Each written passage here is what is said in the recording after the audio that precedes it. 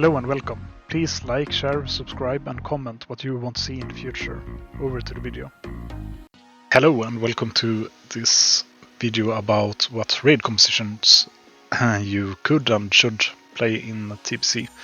Now there is a lot of things that we learned from the past Classic TBC, especially when it comes to what classes perform best in the different phases compared to when TBC was in retail, and a lot of things that we've learned, you can really see that if you check Warcraft logs.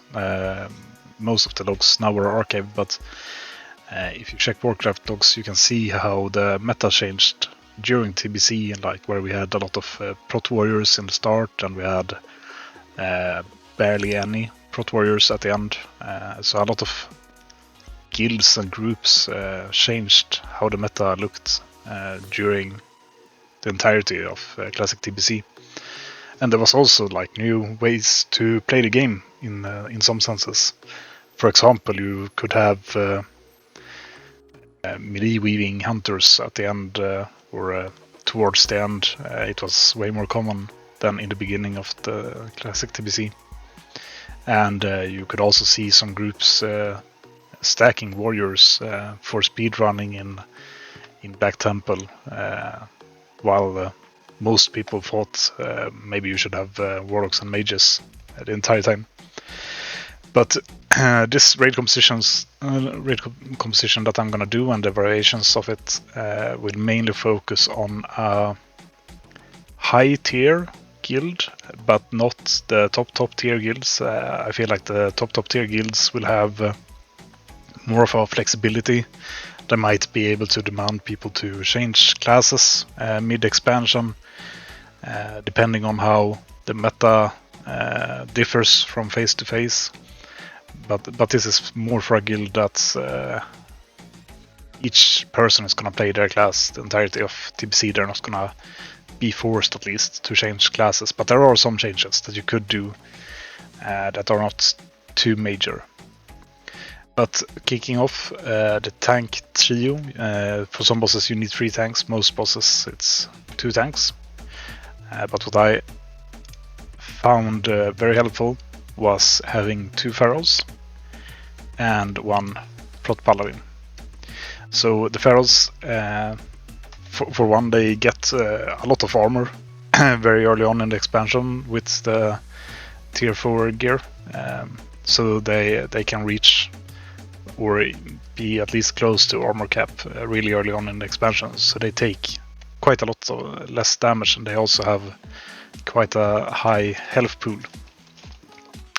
Now, some people still want protection warriors. There are some benefits to protection warriors. They have more activating CDs that they can use to neglect damage or to get a big life pool with last stand. But there are also some negatives. For example, when you have a combat rogue, you're probably going to want to use improved exposed armor, which gives quite a bit more armor pen to each boss, which is a very high DPS upgrade for all your physicals. And that kinda worsen protection warriors' threat output. And that can become a problem. It also depends a bit on how good your DPS in the guild are, especially the warlocks. But if you have warlocks who know how to press shadow bolts, then it is really rough to have a prot warrior while you have a combat rogue. So you could also just do Thunder armor and no improved expose. It will boost the rogue's DPS a bit, but the overall performance of the raid group will be very low, sadly. It will lower quite a lot of DPS on each class. So I would actually just skip the protection warrior in most cases. If you're not the top tier guild, you can absolutely use a protection warrior. But if you want to pump some parses and you want to give everyone a good environment to be able to perform highly, then you should not have a Protection Warrior, sadly. But as we spoke earlier, Improved Expose is a really major ability, so you need at least one rogue. Now, for the rest of the DPS, let's start with the physical group. There are some variations you can do. You want at least one Arms Warrior for the what's it called?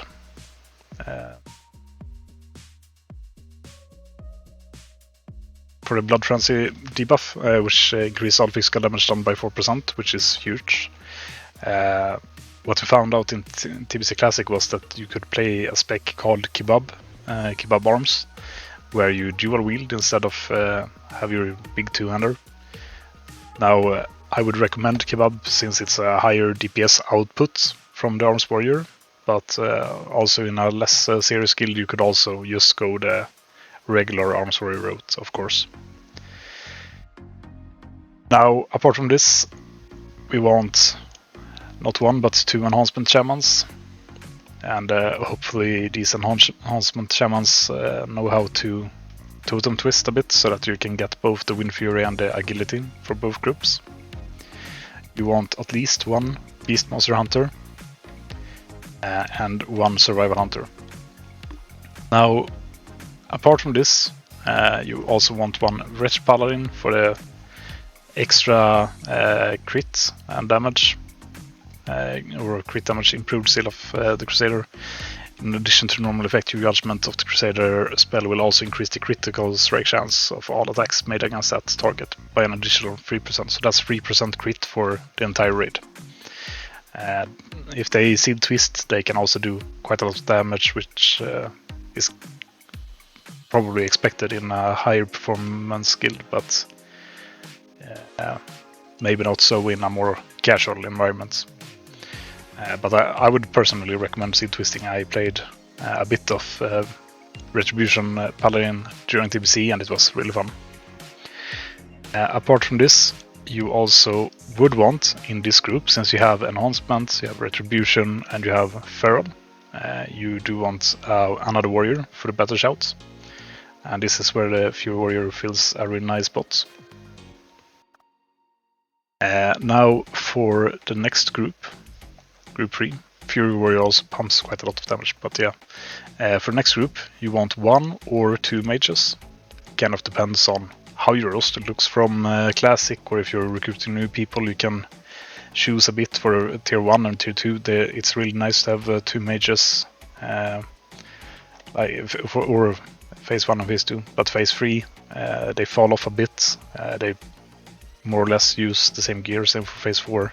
Phase 5, they can get a bit of a bump, but they're still behind other stackable classes in DPS. But depending on how many druids for innovates and stuff like that, you can definitely use two mages the entire expansion without a problem. But in the later phases, you could also go down to one. Now, apart from this, you want a mana battery for these mages, which is the Shadow Priest. Now, the Shadow Priest both heals the party and also gives extra mana to everyone in the party. And with the extra mana, you want mana heavy classes, so the Arcane Mages, of course, and you also want the Holy Priest. And apart from this, you also would like a Shaman, of course, for the totems and also for the mana tide totem, especially in this group.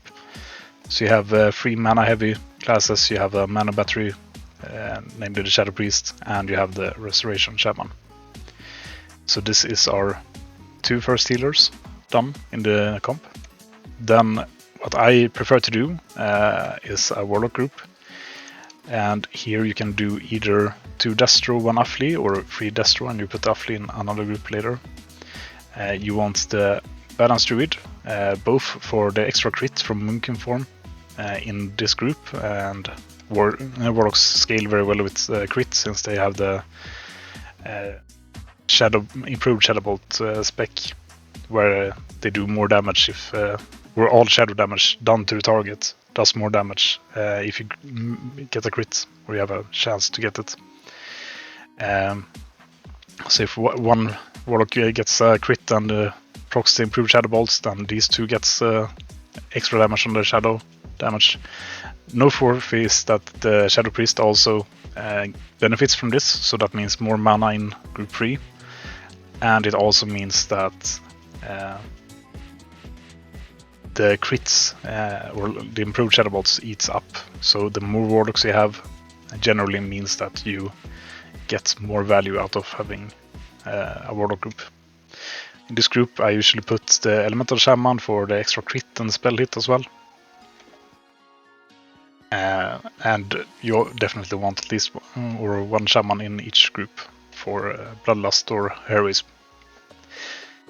Now, continuing on, what we really lack at the moment is healers, and we currently have 2 blessings from the Paladins, so we would want a Holy Paladin. They're not the top HPS healer in any phase, but they do provide quite nice static tank healing, and they do also provide the blessing. They provide Hand of Sacrifice, Hand of Protection, and so on and so forth.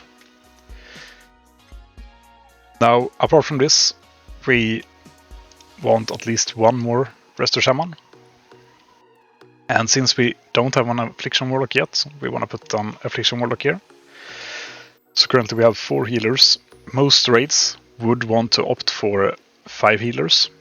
Some raids might even want to go for 6 healers, and that's okay. And I will show you how you can do that a bit later on. But we want one more healer, and here you have a choice. You can either go with the Resto Druid, which provides one more Innovate. It provides quite or very good healing in phase 1, but later phases they kinda fall off a bit. And you also get, well, yeah, that's basically it. They don't use the Innovate on themselves, since they can be very mana efficient when they heal with Life Bloom. And they can do both AoE healing and tank healing pretty good, depending on what's needed. For bosses where tanks take a lot of damage, they can put up full hots on the tanks with Reju, Life Bloom, and Regrowth. But they can also use Life Bloom the entire raid if needed, or a big part of the raid at least. What you also could do is get another Resto Shaman. Now, the trick here is that the Resto Shamans in this group, and for most part in this group as well, do not use Bloodlust or Heroism in their own group. So what you do is basically you move them out of the group into another group where you want to pop Bloodlust, so that the other group gets more than one Bloodlust, since we don't have the debuff in TBC. So, for example, if you have 3 Destrolox, usually they're gonna be the better group to put it in, and then you swap out either the Balance or the Elemental, pop Bloodlust, and you swap back as a raid leader or assist in the raid. You could also put it in group 1, which is a very heavy group with Fury, Retry, BM, and Enhancement. These are all gonna pump pretty good damage, especially in smaller cleave fights where it's 2-3 targets. And you probably swap out the Feral Tank, pop Bloodlust, and swap back.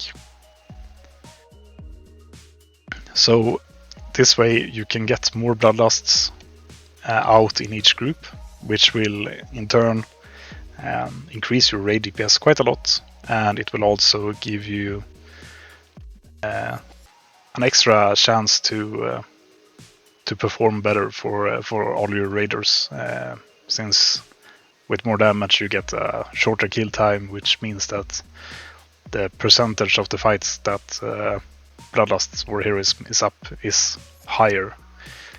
So it's a nice thing to do in order to get your DPS and tanks and healers better parses. Now, there are also some other things that you can do. in this group. If you want, for example, 6 healers, there are some positions, or generally one position that you could change out, and I would say it's the Arcane Mage. And you could either opt for another Resto Shaman. This way you have quite a lot of raid healing potential, and they can also chain heal off the tanks and stuff like that. They are really a very good stackable class. You could also go for another Holy Priest, since you have a spot in the mana battery group. Now, what you want to think about here is that the double Holy might not always be as good, but one of the Holies or both of the Holies could also go Disc Priest for some fights, where you, for example, want pain suppressions for your tanks, might be for Brutalus or fights like that, or you could have it for just giving PI to preferably the mage, since it increases the haste but also reduces the mana cost. So from mage, PI is very good, especially phase 1, 2, 3. Later phases you might have one DPS, one cost DPS that's pumping way more than the others. You might have a Giga Shad Warlock, or you might have a Giga Shad Mage. They're basically the two different you can choose between. So you might want to either give the PI to one of them one week and the other one the next week, or you just give it to the same person. So those are some healing options that you can use. Now, apart from this, if you would still want to go for just the 5 healers, for phase 1 and phase 2, 2 mages is great. For phase 3, 4, 5, another warlock could actually be good as well, from what we saw during TBC Classic. Another thing you could do is either have this warlock still here, or have a mage here, or another healer. It's really up to you. But you could also, instead of having just 2 hunters, you could also have a survival hunter in that group and add another beastmaster hunter. Now, the biggest down part with this, if you have 2 Resto Shamans, it's quite fine, because then you can have both the spell power totem and you can have the agility totem, so that you don't lose as much in group 1 and 2 from the survival's agility buff. So there are some options to the comp, quite a bit depending on what you need. Now, if you stack more warlocks, what you also need to think about is the fact that the tier tokens will be harder to get. We're probably gonna see shorter phases, just as we did in vanilla during Anniversary than we did in TBC Classic. I hope they do the same length of phases, or of most phases at least, as it was in TBC Classic, but there is a risk that we will see shorter phases. And then the loot will be harder to distribute. But in this composition we have quite good loot spread. I would still probably opt for something more like this, just to get even better loot spread. But you have 10 physicals, you have 3 plus 5 plus 1, so you have 9 casters, and you have 5 healers, and you have a Prot Paladin. And the Prot Paladin generally opt to go for the caster items as well, so you basically have 10 physicals, 10 casters, which is a nice split in loot. You have a bit more, but when it comes to tokens, it's not as even of a split, but it's still pretty good. Now, the fact that there is still some flexibility in this comp, like the fact that you could play with a Resto Druid, especially phase 1, phase 2, it's really good. And you could use more warlocks. You could also potentially use less warlocks. You could also do something like this and put survival here and put another BM. But then you get 11 physicals and 9 casters. So I would try to opt for going for this comp rather. It is a very ranged meta in TBC generally. If you're not a top speed running guild, so this would probably work out very well for you. You don't need to farm 15 DSTs. You still need quite a few DSTs for this comp, but not as many as if you would have another warrior group or another hunter group, for example. Now, another thing that might be worth looking at is the tank situation compared to how well your DPSs do. As a tank myself, I tanked quite a lot during vanilla. There are some things that you can tweak as a tank depending on how good your DPS are and depending on how good your healers are. If you have really good DPS and you have really good healers, then it's easier for you to go a way more offensive gear set. If you have good DPS but you have bad healers, then it's harder to go on a fully offensive gear set. But you could still tweak some items into the more offensive zones to establish the threats. But most of the time, what you really want to do, and it really depends on what fight it is, you really want to opt for having the Prot Paladin tanking as much as possible by himself, because then you can get just another free DPS for the fight, since you can quite easily go cat form. You just put on your Wolfshed helm and you go for it. So that's pretty much it for the comp overall. Now there are some more things that you might wanna think about. There are some classes that have better ratios depending on what race they play. So if we go through Horde first and then we go Alliance. For Horde, the druids will obviously play Tauren because there's not really much other choice. Warriors, you really want Orc because of the extra damage. Retribution, Blood Elf, Protection Blood Elf, Holy Blood Elf, because that's the only option. For Hunters and Warlocks, you also want Orc for the extra pet damage. For enhancements, you want Orc as well, while the rest of Shamans wants Troll, and the Elemental Shaman wants to play Troll as well. You have the Arcane Mages, and depending on your group, I mean, they probably want to play Troll as well.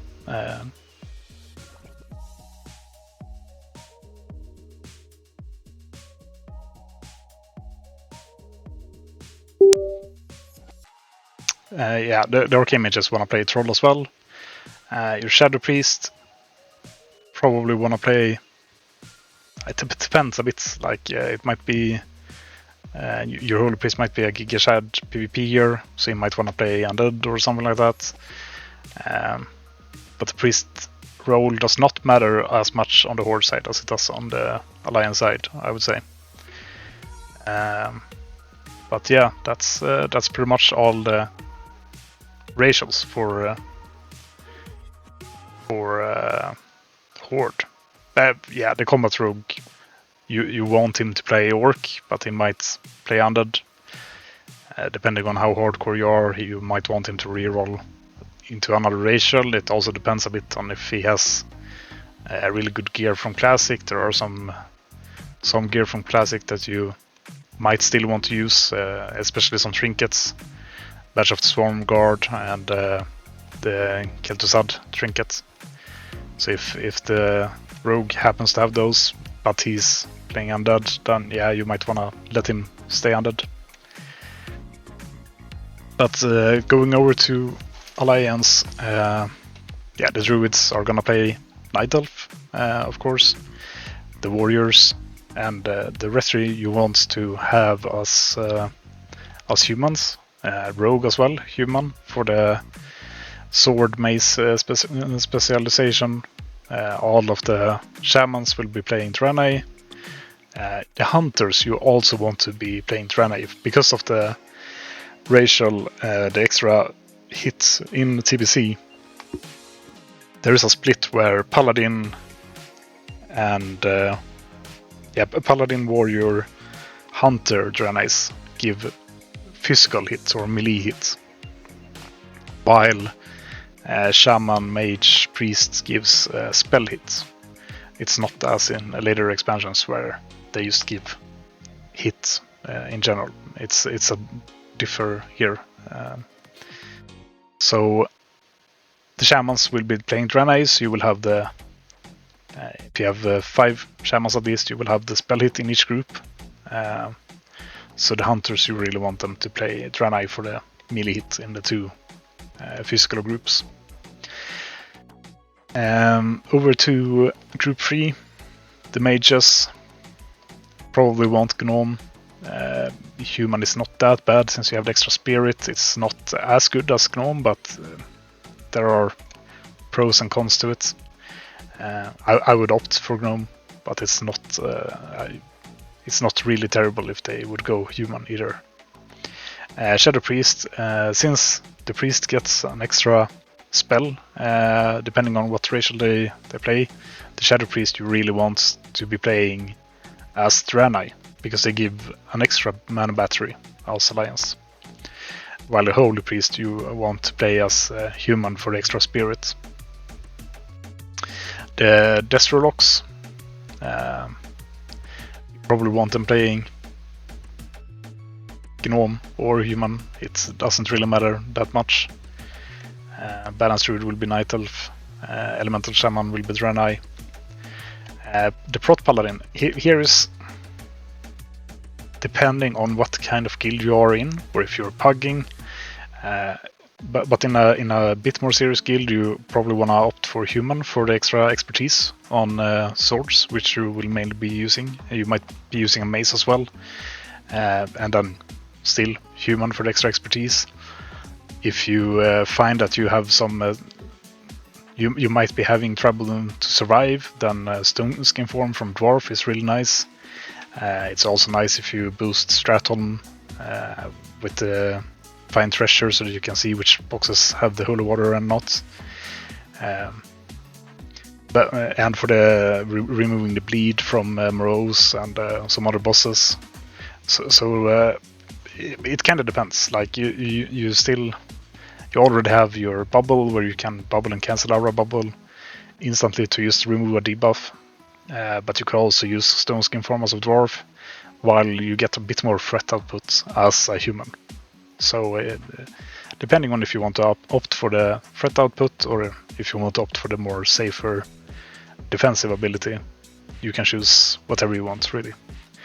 And for Holy Paladin, I would say Human, but you could also go Draenei. Kind of depends on what you prefer yourself. And that's pretty much all the races. So yeah, that's it for this video. I hope you enjoy and that it gave you an idea of how the different synergies with Shadow Bolt or improved Shadow Bolts actually gives more mana to the mages by giving the Shadow Priest more damage, and how to try to balance your raid composition in a way that you actually get a really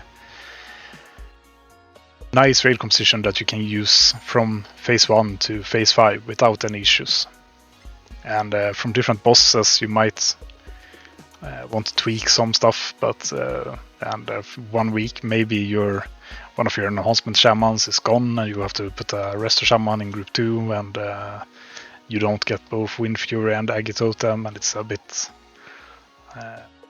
unlucky, but that's also the things that happens in guilds that maybe have 25, maybe 26, 27 people in a roster. You can't really expect everyone to be there every week, the entire expansion. So some weeks will be a bit more scuffed. But this way you can quite easily replace some of the more important roles at least. the mainly important thing is that your tanks and healers are there every week.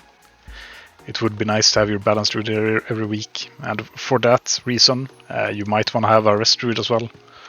That way the rest druid could go balance or dream state at least, and give some of the buffs that the balance does if the balance is away a week. You could have your resto shaman have an elemental off spec, and maybe you have another healer on the bench that you could use. So there are there is that aspect as well, where you, depending on what classes you think will be away the most, you might want to switch the comp up a little bit, and there is some flexibility in the comp, as I showed earlier. But in general, you want to try to keep a comp where everyone can make it every week. Of course, it would be way easier as a raid leader and as whoever is recruiting in the guild. But yeah, that's it for me. I hope you enjoyed, and please leave a comment if you think I made a critical error in any regard, and I will try to reply to each comment as soon as possible. Thank you, and bye.